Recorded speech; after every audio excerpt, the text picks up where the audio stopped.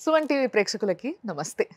మరి కొత్త సంవత్సరంలో అడుగుపెట్టబోతున్నాము. సెలబ్రేషన్స్ మాత్రమే చేసుకుంటే సరిపోద్దా? మనము అసలు ఈ సంవత్సరం ఎట్లుండబోతుంది అనే విషయం తెలుసుకుంటే చాలా బావుంటదని మాకనిపించింది. అందుకోసమే దానికి రైట్ పర్సన్ అయిన గురువు గారిని ఈరోజు పిలవడం, ఇన్వైట్ చేయడం జరిగింది మన స్టూడియోకి. ఆయన్నే మీ అందరికీ బాగా పరిచయం ఉన్న ప్రముఖ ఆస్ట్రాలజర్ అయ్యపు శ్రీకృష్ణ సుధి గారు. మరి గురుగారు నమస్తే. నమస్కారం అండి. మరి ఈ 2025లో కన్యా రాశి వారి పరిస్థితి ఏంటంటారు? ఎలా ఉంది వీళ్ళకి? కన్యా రాశి వారికి ఒక రకంగా చెప్పాలి అంటే కొంత అనుకూలమైన కాలం. హుహు. గత సంవత్సరంతో పోలిస్తే ఈ సంవత్సరం చాలా మెరుగైన ఫలితాలుంటాయి. ఓకే.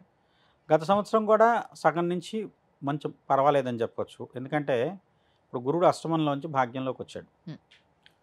అయితే గురువు ఒక్క బలంతోనూ జీవితం మంచిగా ముందుకు సాగదు. హ్మ్.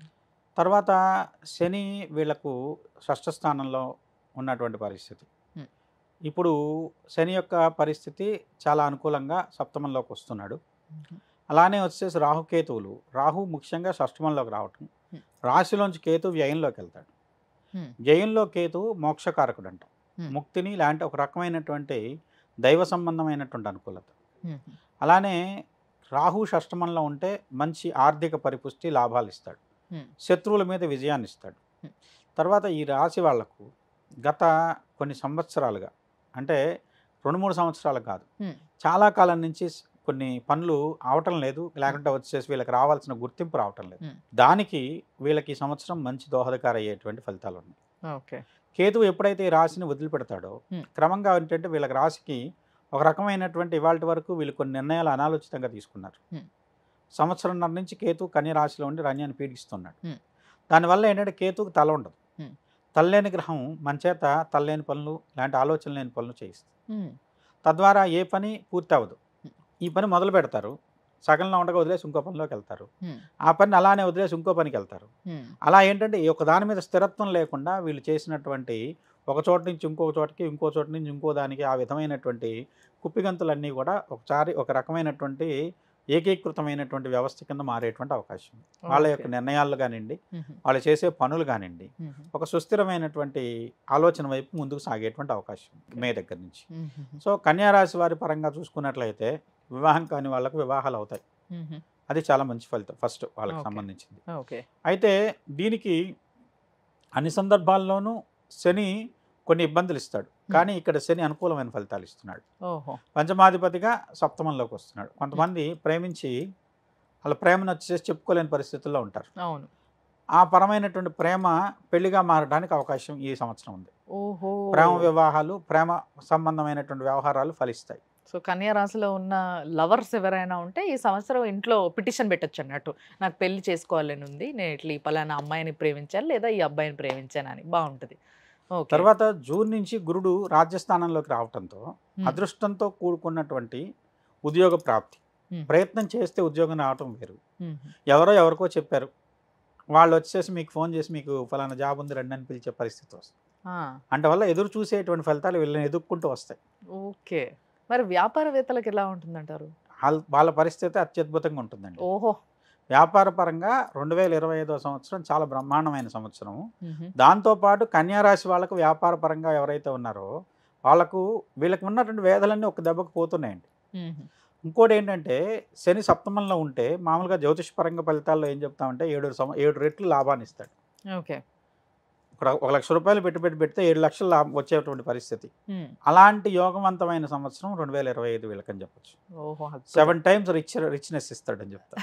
ఓకే. అంటే డబుల్ అవ్వటం వేరు. ఆ! కానీ 7 టైమ్స్ పెరుగుతుందంటే ఆలోచించండి. అవును. అంత లబ్ధి ఉంది. హ్మ్. అది హ్మ్. ఏంటంటే ముఖ్యంగా స్పెక్యులేషన్ మీద లాభం ఎక్కువ చెప్పొచ్చు. ఓకే. ఆ స్పెక్యులేషను ఇప్పుడు ఇందాక ప్రేమ, పెళ్లి అన్నాను. హ్మ్. ఇప్పుడు స్పెక్యులేషను అదొక వృద్ధిగాను లేదంటే ఒక సంపదగా మారేటువంటి పరిస్థితి కన్యా రాశి వారి విషయంలో తప్పనిసరిగా కనపడుతుంది. అద్భుతం. మరి సినిమా వాళ్ళ పరిస్థితి? సినిమా పరంగా వచ్చేసి పెంపుని వ్యవస్థలో ఉన్నవాళ్ళు. హ్మ్. అంటే వాళ్ళు పెట్టుబడి పెట్టరు. హ్మ్. జస్ట్ డిస్ట్రిబ్యూషన్ లాంటిదో లాంటి వచ్చేసి అవును. ఎగ్జిబిటర్స్ ఉంటారు. హ్మ్. వాళ్ళకి కలిసి వచ్చేటువంటి కాలం. ఓకే. వాళ్ళకు అంటే ఇప్పుడు ఏదో ఒక సినిమాని ఒక రేటుకి తీసుకున్నారు. దాన్ని హ్మ్. పంపిణీ చేయడంలో జనాలు బాగా ఆదరించారు. వీళ్ళకి దాని మీద ఎక్కువ లాభాలుంటాయి. ఓహ్! అలాంటి వాటికి పంపిణీదారులకు, ఎగ్జిబిటర్స్‌కు మంచి లాభాలు ఉండేటువంటి పరిస్థితి కింద చెప్పొచ్చు. ఓహోహో! అద్భుతం. సో, మరి విద్యార్థుల పరిస్థితి ఏంటంటారు?